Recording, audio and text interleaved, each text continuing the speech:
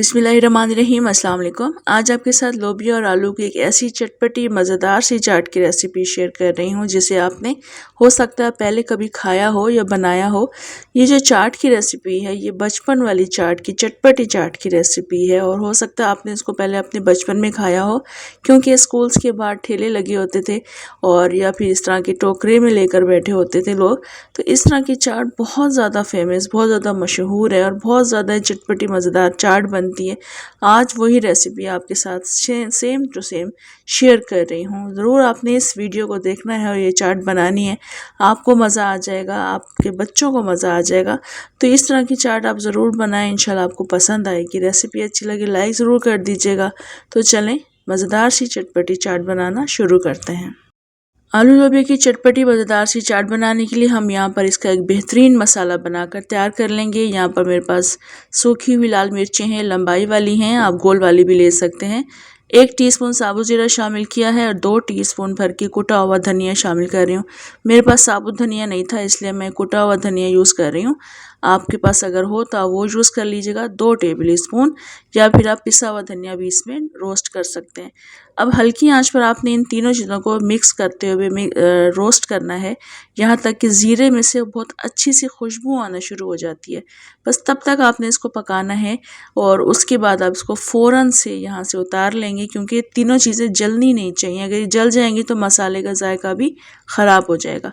हल्का से पकना शुरू हो गया और मुझे ज़ीरे में से इस वक्त काफ़ी अच्छी खुशबू आना शुरू हो गई। बस फ़ौरन से मैं इसको उतारूँगी और ग्राइंड कर लूँगी।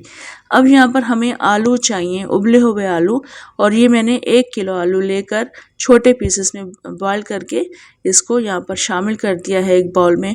और अगर आप चाहें तो इसको कतलियों की सूरत में भी काट कर बॉईल कर सकते हैं और फिर उसको अपनी मर्ज़ी से हाथों से रफली काट कर भी तोड़कर भी इसको शामिल कर सकते हैं। बस छोटे पीसेस होने चाहिए। तो ये छोटे पीसेस मैंने आलूओं के कर लिए हैं। अब हमने इसमें वो मसाला शामिल करना है जो हमने रोस्ट कर लिया था। इसको मैंने फ़ौरन ही ग्राइंड कर लिया और आप देखें बिल्कुल फाइन ग्राइंड कर लिया है। ये मसाला आपने रोस्ट ज़रूर करना है, ऐसे ही आपने इनको शामिल नहीं करना। तो ये शामिल करने के बाद अब यहाँ पर चाट मसाला शामिल कर रही हूँ, तकरीबन 1.5 टीस्पून के बराबर। अब इसमें मैं अपने टेस्ट के अकॉर्डिंग नमक शामिल कर दूंगी और इसके अलावा मैं इसमें टमाटर शामिल कर रही हूँ। टमाटर को मैंने छोटा छोटा काट लिया है और हरी मिर्चें भी शामिल कर रही हूँ। हरी मिर्चें हमें पसंद है इसलिए मैं इसमें ऐड कर रही हूँ। अगर आपको पसंद नहीं है या बच्चों के लिए बना रहे हैं तो हरी मिर्चें स्किप कर लीजिएगा। इसके साथ साथ मैं इसमें हरा धनिया और प्याज भी शामिल कर रही हूँ। प्याज को भी मैंने छोटे पीसेस में काट लिया है, मगर ज़्यादा छोटे पीसेस में नहीं काटा है। तो बस ये भी इसमें ऐड कर देंगे। ये तमाम चीज़ें ऐड करने के बाद यहाँ पर लोबिया शामिल करना है। मेरे पास लोबिया तकरीबन 1.5 कप के बराबर था और उबला हुआ है और ये काफ़ी अच्छा आपको बॉईल करके ऐड करना है और ये इसमें हम ऐड कर देंगे। लोबिया की क्वांटिटी आप कम रख सकते हैं आलू की निस्बत।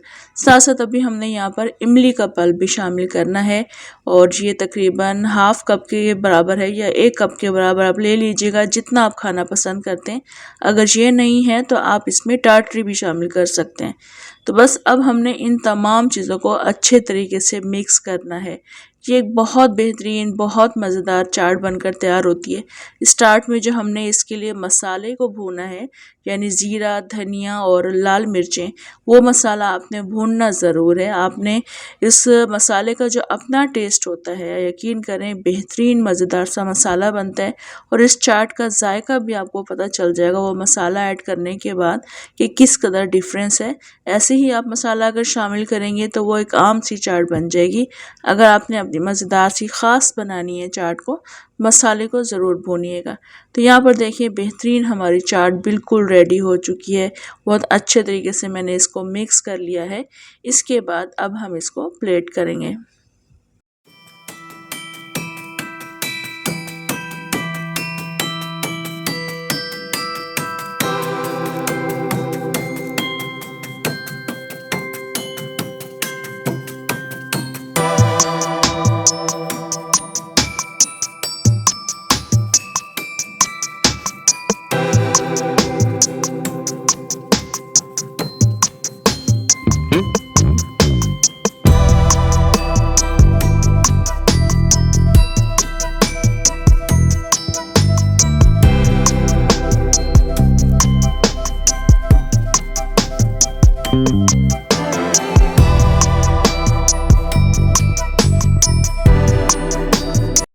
मैंने चूँकि आपके साथ बचपन वाली मज़ेदार सी चटपटी चाट की रेसिपी शेयर की है तो मैं आपको उसी तरीके से सर्व करना दिखाऊंगी। इस तरह से कागज़ के ऊपर वो इस तरह सर्व किया जाता था इस चाट को, और एक थोड़ा सा हार्ड इसका चम्मच होता था। इस चम्मच के साथ इस कागज़ के ऊपर रखकर बहुत मज़ेदार सी चाट को सर्व किया जाता था।